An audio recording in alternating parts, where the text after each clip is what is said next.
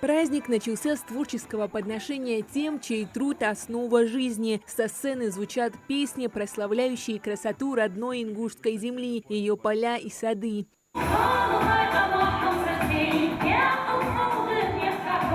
Со словами поздравления к собравшимся обращается глава республики Махмуд Али Калиматов. Он подчеркивает стратегическую важность аграрного сектора для экономики Ингушетии. Я всех прошу вас.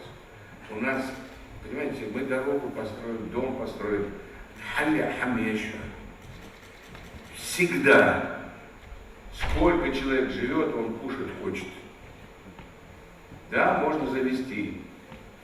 Но я вам говорю, свидетели, вот даже мои коллеги, которые здесь, с других регионов, замораживают нашу курицу, наше мясо и везут за 1000 километров. Даже в отпуск, когда едут. Ызыл, дик, бехтедулыш. Вайкот, гале, долг, гале, хамдылы. Всех хочу поздравить. Да, вот там, но, бехтедулыш. Сабрдулыш. Да-да, не злобы. У нас все получится. Все получится. Только надо, каждый должен сказать, вот что, вечером прийти и сказать, вот я сделал сегодня вот это. Для себя, для семьи, для республики, для села. Кульминация торжества – церемония награждения. Сначала заслуженные награды получают профессионалы агропромышленного комплекса, а затем на сцену поднимаются настоящие герои-энтузиасты, победители конкурсов «Лучшая ЛПХ» и «Фестиваль цветов». Это простые жители республики, которые своим трудом на огороде или в саду творят настоящее чудо. За свои достижения они получают не только почетные грамоты, но и денежные вознаграждения.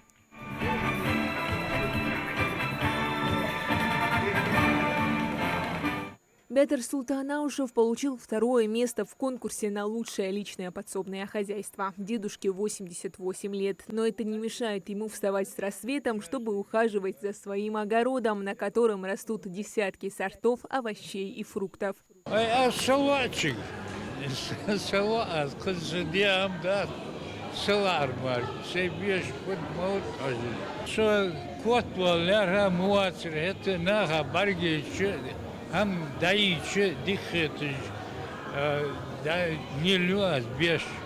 Победительница фестиваля цветов Джульетта Тутаева получила денежное вознаграждение в 300 000 рублей. Говорит, что такая поддержка от руководства республики – стимул еще тщательнее украшать свой сад.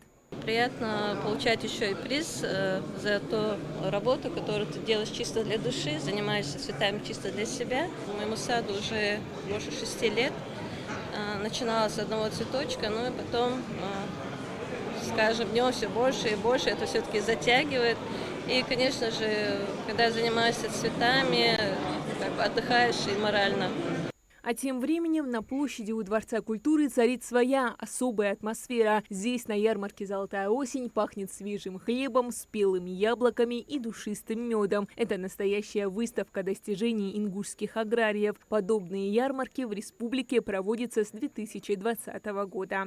Данная ярмарка у нас была приурочена ко дню работников агропромышленного комплекса. Как мы все знаем, ярмарки, которые у нас проводятся в республике после того, как некоторые предприниматели завышают стоимость сельскохозяйственной продукции, возымело положительный отклик у населения. Эти ярмарки проводятся ежегодно, в течение года проводятся.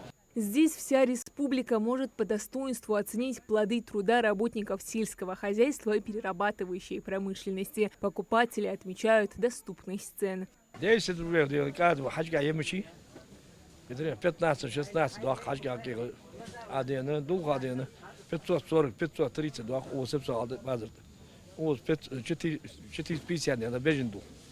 Устану 600 на так 10 на хадер.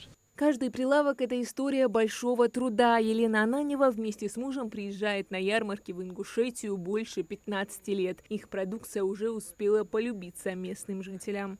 Нас знают уже здесь в республике, мы частые гости, так скажем. У нас своя пасека кочующая, поэтому разнообразие Пчелопродукции очень большое, собираем все, и прополис, и пыльцу, и пергу, и маточное молочко собираем. Сортов меда очень много, а также делаем еще и дополнительно меда с добавками. Такие мероприятия ко Дню работников агропромышленного комплекса проводят в республике ежегодно. На этот раз праздник особенный, ведь год выдался урожайным во всех аспектах. Этот год был очень удачливый для сельхозтоваропроизводителей. Урожай зерновых у нас в этом году как никогда был очень хороший. Ну, как говорят старожилы, последние 15-20 лет такого урожая не было.